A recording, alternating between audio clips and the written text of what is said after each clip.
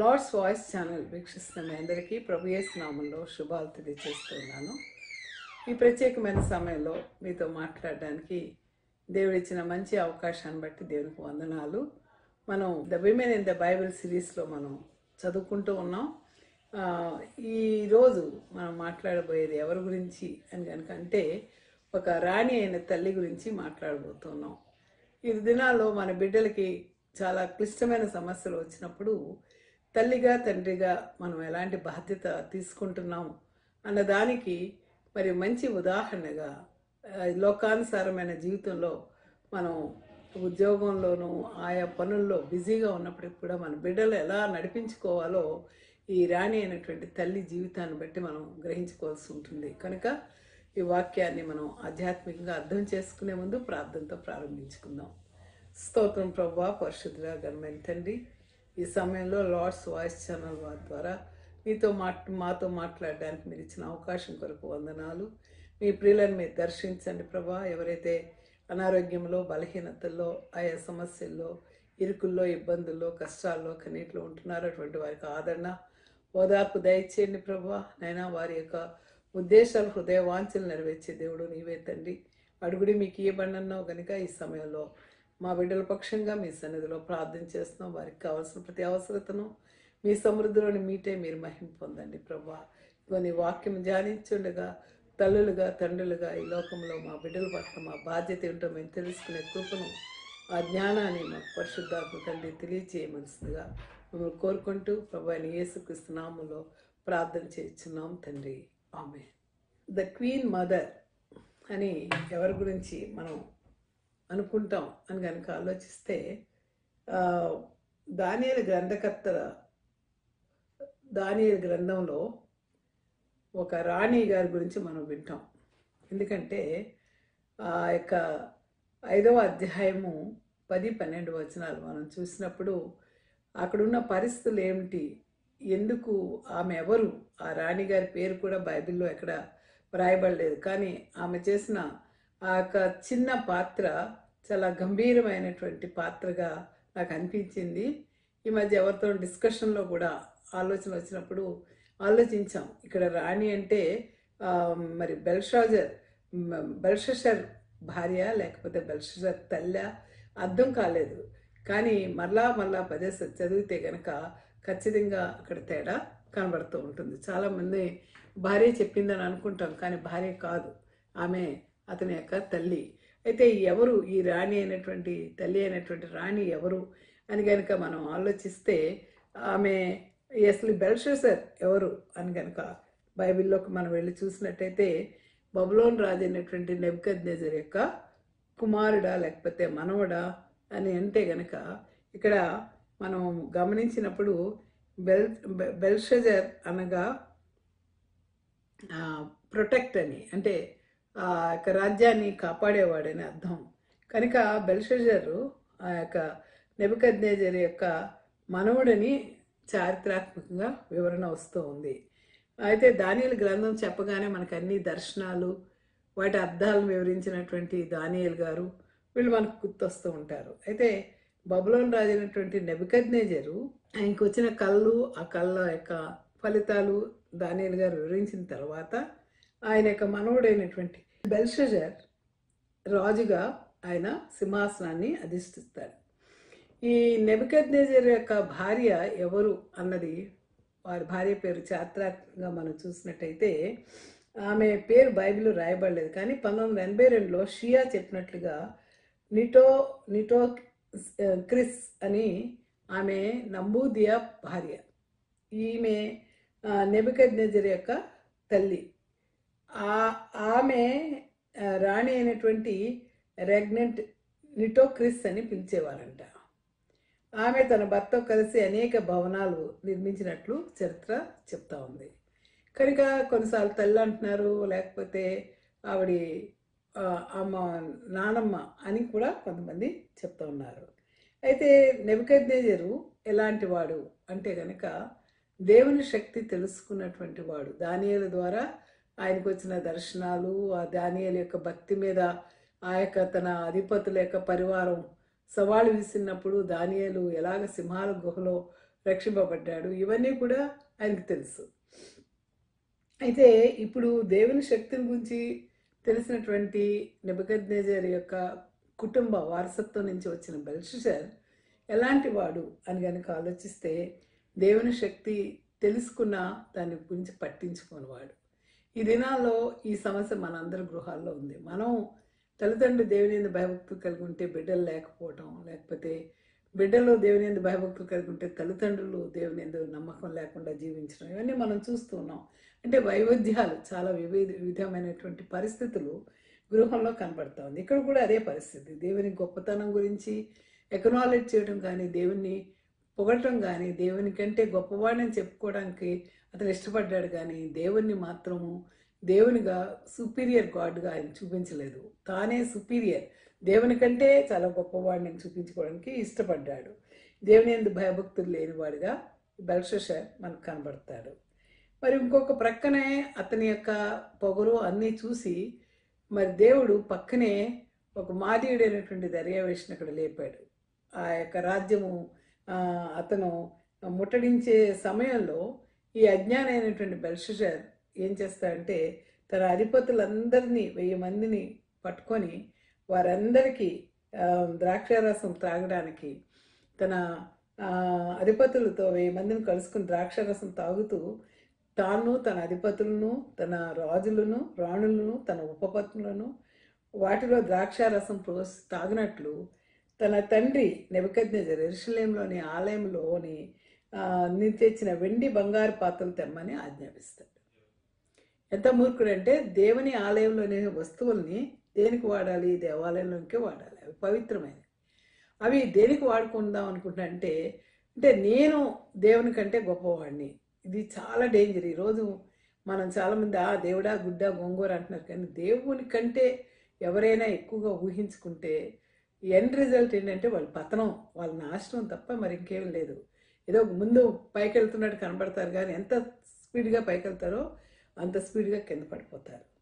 కనుక ఇతను తన రాణులతోనూ, తన ఉపపత్నులతోనూ, అధికారులతోనూ కలిసి తాగుతూ మరి ఆ యొక్క వెండి పాత్రలను తెమ్మని చెప్పినప్పుడు వాళ్ళు తీసుకొచ్చి ఆ యొక్క యెరూషలేము దేవాలయంలో, అతి పవిత్రమైన దేవాలయం తెచ్చిన పాత్రలు ఉంచగా వారందరూ కూడా అందులో ద్రాక్షారసం పోసి తాగుతూ హేళన చేస్తూ చాలా సరదాగా ఉండటం. అంతేకాదు, అదొకటైతే దేవుని కంటే గొప్పవాడిని అని చూపించుకోవడం ఒకటైతే, రెండవది ఏంటంటే మరి కర్ర, మరి వెండి, బంగారు, ఇత్తడి, ఇనుము, కర్ర, రాయి అనేటువంటి వాటితో చేసిన దేవతల్ని స్తుతించడం మొదలుపెట్టాడు. తన తండ్రి ఏ విధంగా ఆయన రక్షింపబడ్డాడు, ఏ విధంగా ఆయన రాజ్యాన్ని కాపాడుకున్నాడో దానియేలు ద్వారా తెలిసినటువంటి బెల్షస్సర్ ఆ వాసన ఏమాత్రం భరించకుండా ఆ రాయి, వెండి, బంగారం, కర్ర, ఇనుముతో చేయబడినటువంటి దేవతల్ని పూజ చేస్తూ ఉన్నాడు. ఇలాంటి పూజ చేస్తూ ఉంటే తాను గొప్పవాడని చెప్పుకోవడం చూస్తే అక్కడ దేవుడు చాలా ఒక అద్భుత కార్యం జరిగించడం మనం చూస్తాం. యోబులో 38:11 నువ్వు ఇంతవరకే కానీ మరి దగ్గరికి రాకూడదు అని నేను చెప్పినప్పుడు నువ్వు ఉన్నావా అని అడుగుతాడు. అలాగా మన పరిస్థితులు హద్దు దాటిపోతే నువ్వు ఇంతవరకే రా బాబు, నీ పరిస్థితి అయిపోయిందని దేవుడు చెప్తాడనమాట. కనుక యోబు 38:11 ఈ మాట మనం చదివినప్పుడు అది యొక్క బెల్షస్సర్ జీవితంలో నెరవేరటం మనం చూస్తున్నాం. అంటే మానవుడు చాలా నేనే గొప్పవాడిని, చాలా శక్తిమంతుడని ఎగిరిపోతున్న వాడిని దేవుడు చక్కగా కంట్రోల్ చేయడం మనం చూస్తూ ఉంటాం.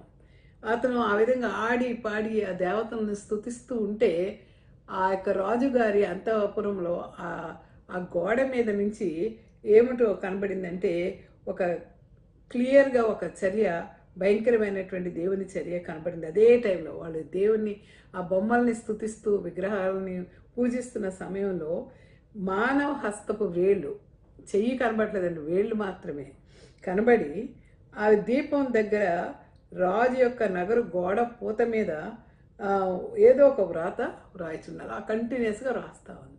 ఏంటి అని చూస్తే మినే టెక్కల్ ప్యారిస్ అనేటువంటి మాట అక్కడ కనబడతా ఉంది.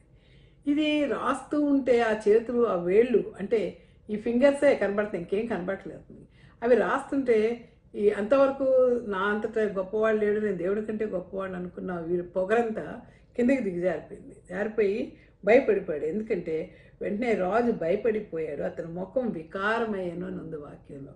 వికారమే అతని మనసునందు కలవరపడగా అతని నడుము కీళ్లు వదిలి అతని మోకాళ్ళు గడగడ వణుకుచు కొట్టుకొనుచుండెను. ఎంత హారిబుల్ స్టేజ్కి వెళ్ళిపోయాడో చూడండి. చాలాసార్లు దేవుడు లేడని బుద్ధిహీనులు తమ హృదయంలో అనుకుంటారని కిత్నాకాడు అన్నట్టు చాలామంది దేవుడు అంటే లెక్కలేనితనం. నేను కష్టపడి సంపాదిస్తున్నాను, నా డబ్బే నన్ను ఇంత గొప్పవాడి చేసింది, నా బలమే నన్ను ఇంత పని చేసిందని అనుకున్న ప్రతి ఒక్కరికి ఈరోజు బెల్షస్సర్ ఒక మోడల్. నాకంటే గొప్పవాడు లేడు అనుకున్నాడు బెల్షస్సర్. కానీ దేవుని హస్తం అక్కడ పనిచేస్తూ ఉంది, అది రాస్తూ ఉంది. మన జీవితాల గురించి కూడా దేవుడు అక్కడ రాస్తాడు. ఆయన రాస్తూ ఉంటే ఆ రాజుకి అర్థం అవటం లేదు. అతని మోకాళ్ళు గడగడ భయంతో వణికిపోతా ఉన్నాడు, నర్వస్ అయిపోయాడు. అర్థం కాక మరి నిషా అంతా తాగిన నిషా అంతా కూడా దిగిపోయింది అతనికి. దిగిపోయి అతను వెంటనే ఏం చేస్తుంటే భయం వేసి గారడీ విద్య గల వారిని, తర్వాత కల్దీల్ని, జ్యోతిష్కులను, మరి జ్ఞానం గల వారిని పిలవమని ఈ వ్రాతను చదివి దాని భావం చెప్పిన ప్రతి వాళ్ళకి ఊదారంగు వస్త్రం కట్టుకొని తన మెడను సువర్ణమయమైనటువంటి కంఠభూషణం ధరింపబడిన వాడే రాజ్యంలో 3వ అధిపతిగా ఉంటాడని ఒక ప్రకటన చేశాడు. చేసిన తర్వాత మరి చాలామంది అతని యొక్క పరివారంలో ఉన్న జ్ఞానులు, ఆ యొక్క కల్దీలు వాళ్ళందరూ కూడా వచ్చారు. వచ్చి ఆ రాజు చెప్పింది చదవమంటే ఆ గోడ వైపు చూసి చదువుతున్నారు, కానీ వాళ్ళకి ఇది ఏమీ అర్థం కావటం లేదు. దేవుని భాష మానవానికి అర్థమైతే ఇంకేముంది? దేవుని చర్యలు మనకు అర్థమైతే మన జీవితాలు ఎప్పుడూ మారిపోయాయి, చెడుతనం నుంచి విడుదల పొందేవాళ్ళం. కానీ మనకు అంత జ్ఞానం లేదు కదా. దేవుని హస్తం రాస్తూ ఉంటే వాళ్ళకి అర్థం కావటం లేదు, ఏమిటి చదవాలో అర్థం కావట్లేదు. సో రాజు నియమించిన జ్ఞానులందరూ వచ్చేది, కానీ ఆ వ్రాత చదువుటేను దాని అర్థము చెప్పుటేను వారి వల్ల కాకపోయాను అని వాక్యంలో రాయబడింది. దాంతో రాజుకి బెల్షస్సర్కి ఇంకా భయం వచ్చేసింది. భయం వచ్చి మిక్కిలి భయాక్రాంతుడే తన అధిపతులు విస్మయం పొందినట్లుగా ముఖ వికారం గలవాడేను. ఏమీ అర్థం కావట్లేదు, ఏం చేయాలో అర్థం కావట్లేదు. ఈ సంగతి అక్కడ ఉన్న వాళ్ళందరికీ అర్థమైపోయింది. అది అప్పుడే ఒక పెద్ద గ్లోబల్ న్యూస్ లాగా ఆ రాజుగారి కింగ్డమ్లోకి అంతటికి కూడా వెళ్ళిపోయింది. అది అంతఃపురంలో ఉన్న ఆయన తల్లి నిటోక్రిస్ అనేటువంటి ఆమె నిజంగా ఈ యొక్క బబులోను చరిత్రలో, రాజ్య చరిత్రలో ఇద్దరు స్త్రీలు చాలా సార్వభౌమాధికారులుగా పరిపాలించారని చరిత్ర చెప్తా ఉంది. హిస్టరీస్ ఆఫ్ హెరోదట్స్ అనేటువంటి ఆ యొక్క ప్రూఫ్ ప్రకారం వాళ్ళు ఏమంటారంటే, సార్వభౌమాధికారం కలిగిన స్త్రీలు ఇద్దరు ఉండేవాళ్ళు. ఒకళ్ళు ఎమిరానిస్, రెండో ఆమె పేరు నిటోక్రిస్. ఈ నిటోక్రిస్సే ఈ నెబుకద్నెజరు యొక్క భార్య అయి ఉంటుంది, అదే బెల్షస్సర్ యొక్క తల్లి అయి ఉంటుందని చెప్తారు అనమాట. సో ఈమెకి నెబుకద్నెజరు కాలంలో వచ్చిన దర్శనాలు, అతను భయపడిపోవడం, అప్పుడు దానియేలు అనేటువంటి ఇస్రాయేల్ నుంచి బానిసగా తీసుకోవాలని రాబడినటువంటి దానియేలు ఆయనకి ఆ యొక్క భావాల కళ్ళ యొక్క భావాలు చెప్పడం ఆవిడకి తెలుసు. ఆ దానియేలు యొక్క పవిత్రత ఆమె విన్నది కనుక ఆ విషయం ఆమెకు అర్థం అవగానే 5వ అధ్యాయంలో రాజునకును అతని అధిపతులకు జరిగిన సంగతి రాణి తెలుసుకొని విందు గృహానికి ఆమె పరిగెత్తుకొని వచ్చింది.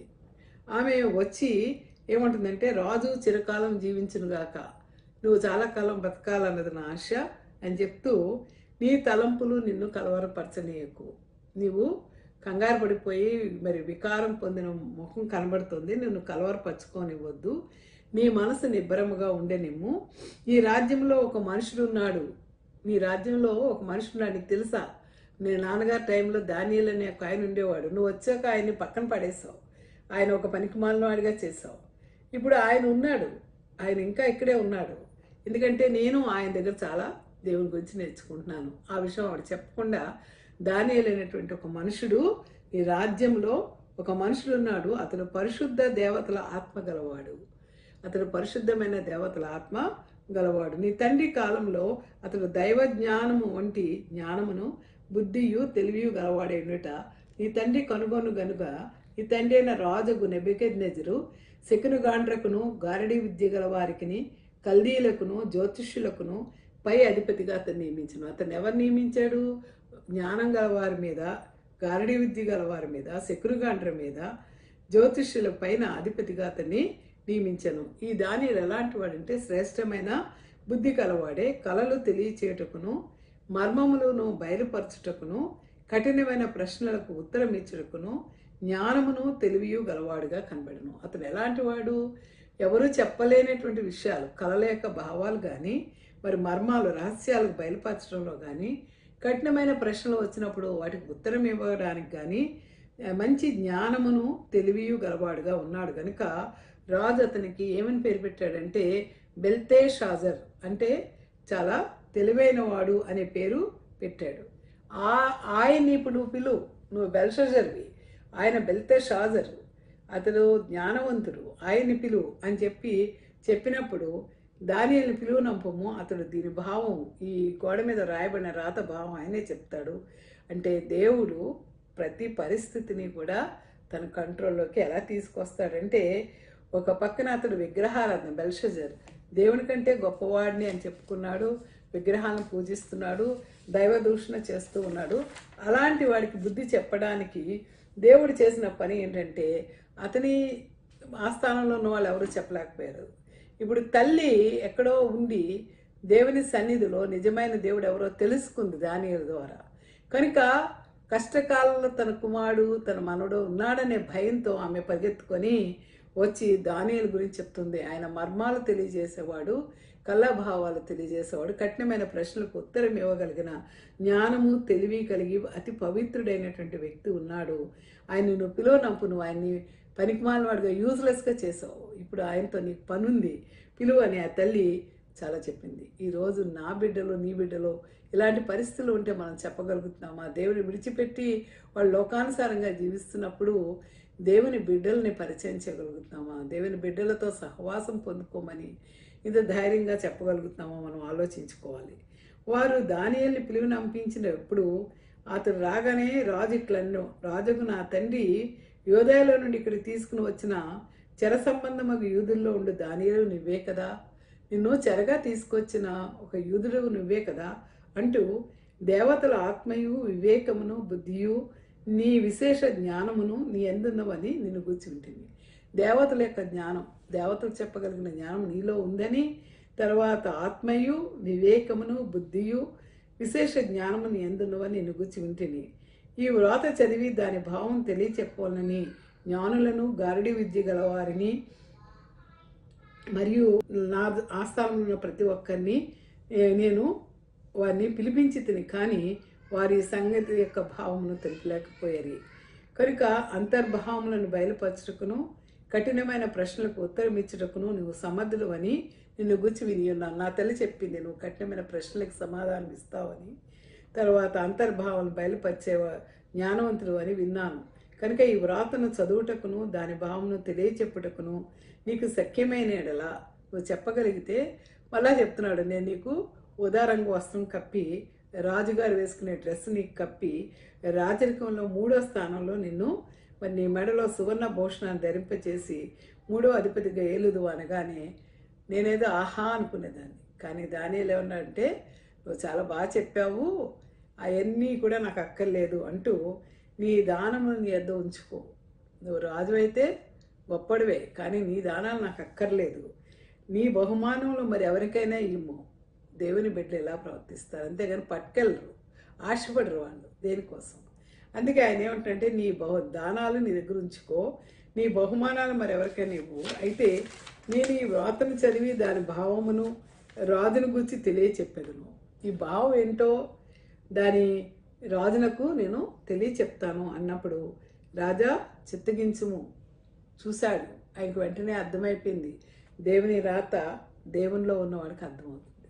అందుకే దేవుని ఉన్నతమైన భాష రాజుకి అర్థం కాలేదు. రాజు ఆస్థాన జ్యోతిష్కులకు, గారడీ విద్య గలవారికి, కల్దీలకి, మంత్రులకు, జ్ఞానులకి ఎవరికి అర్థం అవ్వలేదు. కానీ దేవుని జ్ఞానము, దేవుని ఆత్మ కలిగిన దానియేలుకి అర్థమైంది. అందుకే ఆ తల్లి గొప్ప పని చేసింది.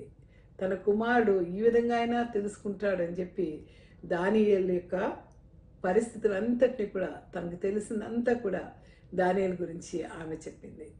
తండ్రి దేవుని బిడ్డగా ఆమె మారిపోయింది దానియేలు వల్ల. అందువల్లే ఆ పార్టీలో ఆ తల్లి లేదు, లేకపోతే ఉండాలి అక్కడ. ఆ రాణి లేదు, ఆమె బయట నుంచి వచ్చింది. వచ్చి దానియేలు గురించి చెప్పినప్పుడు ఆ తల్లి మాట విని అంటున్నాడు, నువ్వు అంతర్భావాలను గురించి బాగా చెప్తావు, నువ్వు చెప్తే కనుక నీకు రాజుగారిలాగా 3వ స్థానంలో కూర్చోబెడతాను, అంటే నీ బహుమానాలు నీ దగ్గర ఉంచుకో, నీ దానాలు నీ దగ్గర ఉంచుకో, అయితే నేను ఈ వ్రాతను చదివి దాని భావాన్ని నీకు తెలియచెప్తాను అని చెప్తూ, రాజా చిత్తగించుము, ఏమంటున్నా అంటే మహోన్నతుడగు దేవుడు మహర్దశను, రాజ్యమును, ప్రభావమును, ఘనతను నీ తండ్రి యొక్క నెబుకద్నెజరుకు ఇచ్చాడు. నెబుకద్నెజరు అంత గొప్పగా పరిపాలన చేయగలిగాడంటే ప్రపంచంలో దేవుడే ఆయనకి అధికారం ఇచ్చి బబులోను రాజుగా నిలవబెట్టి సర్వలోకం మీద పెత్తనం చేసే అధికారం ఆయన ఇచ్చాడు. దేవుడు అతనికి మహర్దశ ఇచ్చినందున తాను ఎవరిని చంపగోరనో వారిని చంపెను, ఎవరిని రక్షింపగోరనో వారిని రక్షించెను, ఎవరిని హెచ్చింపగోరనో వారిని హెచ్చించెను, ఎవరిని పడవేయగోరెనో వారిని పడవేసెను. కాబట్టి సకల రాష్ట్రములను, జనులను, ఆయా భాషలు మాట్లాడు వారిను అతనికి భయపడుచు అతని ఏట వణుకుచూ ఉండేది. అయితే అతడు మనసు నందు అతిశయించినప్పుడు అతడు మానవుల యొద్ద నుండి తరమబడి పశువుల వంటి మనసు గలవాడాయను. ఎలాగా? అతను మహారాజు అయినప్పటికీ కూడా మానవుని యొక్క మనసును ఎప్పుడైతే అతడు పోగొట్టుకున్నాడో అతడి హృదయము మరి మనసునందు అతిశయించినప్పుడు, నా వల్లగా ఇంత నేను గొప్ప పని, ఇంత రాజ్యం నేనే కట్టాను, ఇంత రాజ్యం నేనే సంపాదించాను, నా శక్తి, నా భుజబల సామర్థ్యం, నా బాహుబల సామర్థ్యం, నా కష్టార్జితం అని ఎప్పుడైతే పొంగిపోయాడో అప్పుడు దేవుడు అతని హృదయమునందు అతిశయించినప్పుడు బలత్కారము చేటుకు అతని హృదయమును కఠినము చేసుకొనగా దేవుడు అతని ప్రభుత్వము అతని యొద్ద నుండి తీసివేసి అతని ఘనతను పోగొట్టాను. అప్పుడు అతడు మానవుల యొద్ద నుండి తరమబడి మరి ఎక్కడికి వెళ్ళాడంట? పశువుల వంటి మనసు గలవాడాను. మహోన్నతులకు దేవుడు మానవుల రాజ్యముల్లో ఎలుచు ఎవరిని స్థాపింపగోరనో వారిని స్థాపించినని అతడు తెలుసుకున్న వరకు అతడు అడవి గాడిదల మధ్య నివసించుచు పశువుల వల్లే గడ్డి మేయచ్చు ఆకాశము మంచు చేత తడిసిన శరీరము గలవాడాయను. నీ తండ్రి చివరికి ఏమైపోయాడు? ఒక పక్షిలాగా అయిపోయాడు. ఎలాగున్నా అంటే అతడు అడవి గాడిదల మధ్య నివసిస్తూ పశువు వలె గడ్డి మేయచ్చు. రాజుగారి జీవితం ఆకాశము మంచి చేత తడిసిన శరీరం గలవాడాయను. కాబట్టి బెల్షజర్, నీ తండ్రి ఎంత గొప్పవాడో నీకు తెలుసు. ఆయనే దేవుని యందు కంటే తను తాను చూసుకుని అతిశయించినప్పుడు అతని యొక్క బ్రతుకు ఏమైపోయిందో నీకు తెలుసు. అయినప్పటికీ నువ్వు ఏమాత్రం మార్చుకోలేదు, ఇంకా నువ్వు దేవుని కంటే గొప్పవాడు అనుకున్నావు. బెల్షజర్, అతని కుమారుడు నీవు ఈ సంగతి అంత ఎరిగిండియు నీ మనసును అణుచుకొనక పరలోకమందున్న ప్రభువు మీద నిన్ను నీవే హెచ్చించుకుంటివి. ఇది మనందరికీ ఈరోజు వార్నింగ్. ప్రభువు, మీరు దేవుని మీద హెచ్చించుకుంటే మీ అంతం ఏంటి? కనుక నువ్వేంటి అనుకుంటున్నావు? నా వల్ల, నా కష్టార్జితం వల్ల, నా అధికారం వల్ల, నా తెలివి వల్ల, నా జ్ఞానం వల్ల నేను సంపాదించుకున్నాను అనుకున్నావు. కానీ నువ్వేం చేస్తావంటే దేవుని మీదే మరి నీ మనసును అణుచుకొనక పరలోకమందున్న ప్రభువు మీద నేను నువ్వే హెచ్చించుకుంటేవి. ఎట్లనగా నీవును నీ అధిపతులను మరి నీ రాణులను నీ ఉపత్నులను దేవుని ఆలయ సంబంధమగు ఉపకరణాల్లో ద్రాక్షారసం పోసి త్రాగవలని వాటిని తెచ్చి ఉంచుకొని వాటితో త్రాగుచు చూడనైనను విన్నైనను గ్రహించనైనను చేతకాని వెండి, బంగారు, ఇత్తడి, ఇనుము, రాయి, కర్రలతో పోసిన విగ్రహాలకు నువ్వు స్తుతించిరి, కానీ నీ ప్రాణమును, నీ సకల మార్గములను ఏ దేవుని వశమున ఉన్నావో ఆయన్ను గనపరచలేదు. ఆయన గనపరిచేవాడిని గనపరుస్తాడు, ఆయన్ని అవమానించే వాళ్ళకి నిత్యనాశనం ఉంటుంది. అందుకని నీ మార్గాలు ఏ వశంలో ఉన్నాయో, నీ యొక్క జ్ఞానం ఏ వశంలో ఉందో నువ్వు తెలుసుకొని ఆ దేవుని నువ్వు ఆరాధించకుండా, నీ ప్రాణం ఎవరి దేవుని వశంలో ఉందో ఆయన్ని గనపరచకుండా నువ్వు ఆ విగ్రహాలను గనపరిచావు కనుక నీ పరిస్థితి ఆయన ఎదుటి నుండి ఈ అరచేయి వచ్చి ఏం చేస్తుందంటే ఈ వ్రాతను రాసింది. ఏం రాసిందో తెలుసా వ్రాత అని చెప్తూ రాసిన శాసనం ఏదనగా, ఏమి శాసనం రాశాడు దేవుని అరచేయి అంటే, మెనే మెనే టేకేల్ ఉఫార్సిస్, మెనే మెనే టేకెల్ ఉఫార్సిన్. ఈ వాక్యభావం ఏమనగా, మెనే అనగా దేవుడు నీ ప్రభుత్వ విషయంలో లెక్క చూచి దాన్ని ముగించెను. ప్రభుత్వ విషయంలో దేవుడు నీ లెక్క ముగించేశాడు. టెకేల్ అనగా ఆయన నిన్ను త్రాసులో ఉంచగా నువ్వు తక్కువగా కనబడుతుంది. త్రాసులో తూస్తే నువ్వు చాలా తక్కువగా కనపడ్డావు. ఫెరేన్ అనగా నీ రాజ్యం నీ ఎదురుని విభాగింపబడి మాదీలకును పారసీలకు ఇవ్వబడిన. ఇప్పుడే ఆన్ ది స్పాట్లో నీ రాజ్యము మాదీల వశం పారసీల వశమైపోతుంది అని చెప్పడము, బెల్షాజరు వెంటనే అతనికి ఆజ్ఞ ఇచ్చి దానియేలుకు ఉదారంగా వస్త్రం తొడిగించి అతని మెడని బంగారు హారం వేసి ప్రభుత్వం చేయడంలో అతని 3వ అధిపతిగా చాటించాడు. అంతే.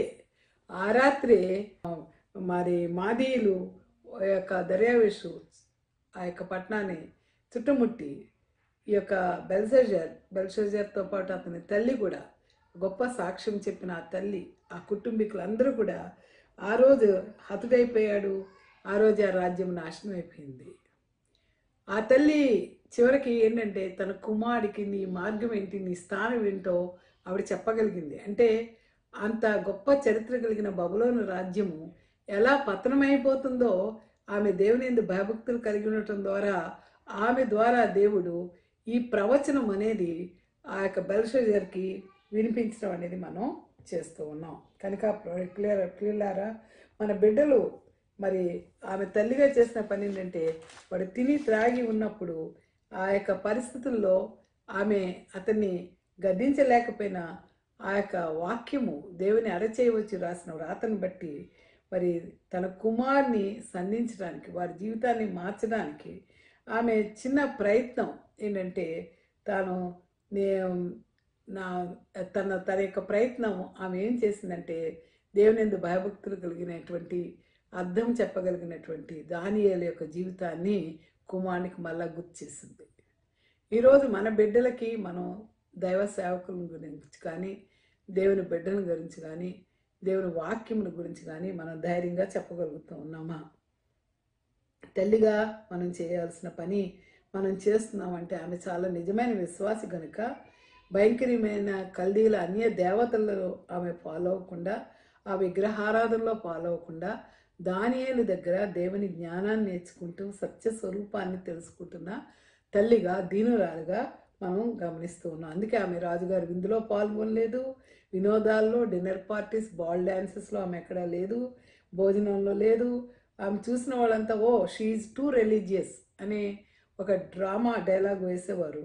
అయితే నిజంగానే ఆమె చాలా మౌనంగా సాదాసీదంగా తయారై తన కుమారుడు మరి మహావేదంలో ఉన్నప్పుడు దేవుని గురించి మేల్కొల్పడానికి ఆమె పరిగెత్తుకుని వెళ్ళింది. మరి ఈ దినం మన బిడ్డలను రక్షించడానికి తల్లులుగా మనం ఏం చేస్తున్నామంటే మరి వాళ్ళు దానియేలు గురించి ఆమె ఈ మాటలు మాట్లాడగలిగింది. మరి మనం మన బిడ్డలతో ఆ సత్యాన్వేషణలో ఎలా బ్రతకాలి అనేది మన పిల్లలకి మనం వివరిస్తున్నామా లేదా? She had longed for something different from her surroundings. ఆమె తనకున్న పరిస్థితులన్నిటి నుంచి దూరంగా ఆమె ఉండటానికి ఇష్టపడింది. ఆమె సత్యాన్వేషణ, నిజ దైవాన్ని దానియేలు దగ్గర గుచ్చి నేర్చుకోవడానికి ఆవిడ ప్రారంభించింది. అంతేకాను ఆమె దానియేలుతో ఎలాంటి సంబంధాన్ని కలిగి ఉందంటే దేవుని గురించి విషయాలు తెలుసుకుంటూ ఉంది. తన భర్త విషయంలో ఆ రాజ్యంలో జరిగిన ప్రతి పని దానియేలు ఏం చెప్పారన్నది ఆమె ముందుగానే గ్రహించి అది వదిలిపెట్టుకోకుండా ఆ భక్తిని తన జీవితంలో అలవాటు చేసుకుంది. కనుక ప్రధాన పాత్ర వహించిన దానియేలు మరి ఎంతగా ఆ యొక్క జీవితంలో మారిపోయిందంటే ఆమె she had learned probably to know her God through Daniel, and Daniel must have found in fellowship with this queenie women one heart which understood and sympathized with him and which received the testimony of the God. దేవుని యొక్క testimony సాక్షిగా ఆమె లోకంలో జీవించినట్టు మనం గమనిస్తున్నాం. కనుక ఆమె విశ్వాసం ద్వారా ఈరోజు మనం ఆలోచిస్తే ఆమె విశ్వాసం ద్వారా అబ్రహాంకి కుమార్తెగా ఉంది. గలతీ 3:7లో రాణి అయినటువంటి నిటోక్రిస్ తన సాక్ష్యాన్ని కాపాడుకుంటూ ఆమె ఈరోజు బైబిల్లో ఏ విధంగా ముగించబడింది, ఈ పాత్రతో ముగించబడింది. తన కుమారునికి రాబోయే కాలంలో తన రాజ్యానికి ఏం జరుగుతుందో చెప్పడానికి ఆమె ఒక చిన్న సాధనంగా వాడబడింది. She had done her work but the witness she had borne to her God was counted. అందువల్ల ఆమె చేసిన గొప్ప మేలుకొల్పు చాలా దేవుని సన్నిధిలో విలువైందిగా మనం చూడొచ్చు. So the queen mother had fulfilled her vacation. Perhaps she too was slain but she had not lived for naught. The king had missed his occasion, and he must bear the consequence forever and ever. అయితే బెల్షషర్ తల్లి మాట సరిగా వినలేదు కాబట్టి, నిజమైన దేవుని కనుగోలేకపోయాడు కాబట్టి ఆ నిత్య నరకాన్ని అతడు ఎల్లప్పుడూ అనుభవించాల్సి ఉంటుంది. కనుక మనము చూసినప్పుడు mothers are often the keepers of history. చరిత్రను గురించి చెప్పడానికి they are harbingers from one generation to other generation. ఒక తరాన్ని నుంచి ఇంకొక తరానికి విషయాలు చెప్పడంలో, పిల్లలకి శిక్షణ ఇవ్వడంలో తల్లి ప్రధానమైన పాత్ర వహిస్తుంది. కనుక ఈ జీవితం నుంచి మనం ఏం నేర్చుకుంటున్నామంటే, పిల్లవాళ్ళు పెద్దవాళ్ళు అయిన తర్వాత వారి నిర్ణయాలు వారు తీసుకుంటారు అని మనం అంటాం. కానీ వాళ్ళు తీసుకునే నిర్ణయాలు కరెక్టే, వాళ్ళు ఎలా ప్రవర్తిస్తారన్నది చాలామంది తల్లులకు కూడా తెలుసు. వాళ్ళ బిడ్డలు ఏం చేస్తున్నారన్నది, ఎందుకు వారు అలా ప్రవర్తిస్తున్నారన్నది తల్లే ముందు కనుగోగలరు. రెండోది ఏంటంటే, గత అనుభవాల నుంచి పాఠాలు నేర్చుకున్న తల్లులు తమ బిడ్డల్ని జాగ్రత్తగా పెంచుతారు. అందుకే ఆమె పరిగెత్తుకుని వెళ్ళి తన కుమారుడు వేదనలో ఉన్నప్పుడు ఆమె దానియేలుని తీసుకురాగలిగింది. వారి పిల్లలకు ఎదురయ్యే సమస్యలు, వారి దగ్గర సమస్యలు మన సమాధానం ఉంటాయి. తల్లులు చక్కగా చెప్పగలరు. ఎందుకంటే వాళ్ళు తమ బిడ్డల్ని చిన్నప్పటి నుంచి చూస్తారు, అబ్జర్వ్ చేస్తారు. వాళ్ళ ప్రవర్తన, వాళ్ళ బిహేవియరు, వాళ్ళ ఆలోచన విధానం, వాళ్ళ తలంపులు, వాళ్ళ పనులు అన్నీ కూడా తల్లులకు తెలుస్తాయి. అంతేకాదు, పరిస్థితులు చేజారిపోతుంటే చూస్తూ ఊరుకోకుండా మంచివారి దగ్గర నుండి సలహాలు పొందమని తల్లులు కొంతమంది సలహాలు ఇస్తారు. బెల్షాజర్ కష్టకాలంలో ఉంటే దానియేలు సలహా పొందమని తల్లి చెప్పడం మనం గమనిస్తున్నాం. బిడ్డల జీవితంలో కష్టాలు, శ్రమలు రాకముందే దేవుని గురించి వారికి సరైన అవగాహన, నడిపింపు మనం కల్పించాలి. లేకపోతే క్లిష్ట పరిస్థితులు వచ్చినప్పుడు దేవుని మీద ఎలా ఆనుకోవాలో, దైవ సేవకులతో ఎలా సహవాసం చేయాలో, ప్రార్థన అనుభవం ఎలా కలిగి ఉండాలో, ప్రార్థన జీవితంలో ఎలా కనిపెట్టాలో తల్లులు నేర్పించాలి.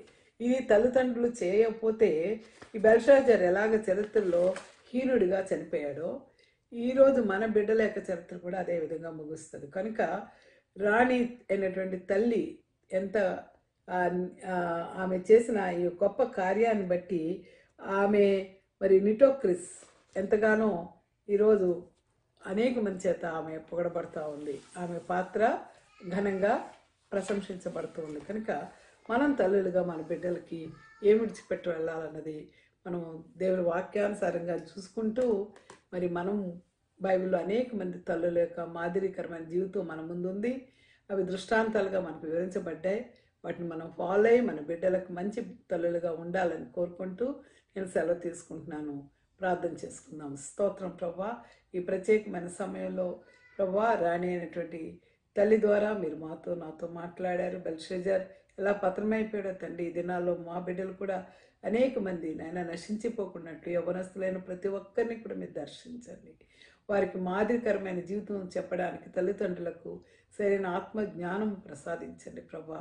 యవ్వనస్తులు దేని చేత తమ నడకను శుద్ధిపరచుకుందరు, నీ వాక్యమును దాన్ని బట్టి జాగ్రత్తగా చూసుకున్నట్టు చేతనే కదా తండ్రి. కనుక నిన్ను పోలి వారు నడుచుకునే కృపను వారికి దయచేయమని ప్రభా, వాక్యం వినిచిన ప్రతి కుటుంబాన్ని మెండుగా ఆశీర్వదించమని, వారికి ఉన్న సమస్యల నుంచి విడుదల దయచేయమని, సమస్త ఆరోగ్యాన్ని, బలాన్ని, శక్తినిచ్చి వారిని బలపరచమని యేసుక్రీస్తు నామాన్ని బట్టి మిక్కిలి వినయముగా బ్రతిమలాడి వేడుకొంచున్నాం తండ్రి. ఆమేన్. God bless you.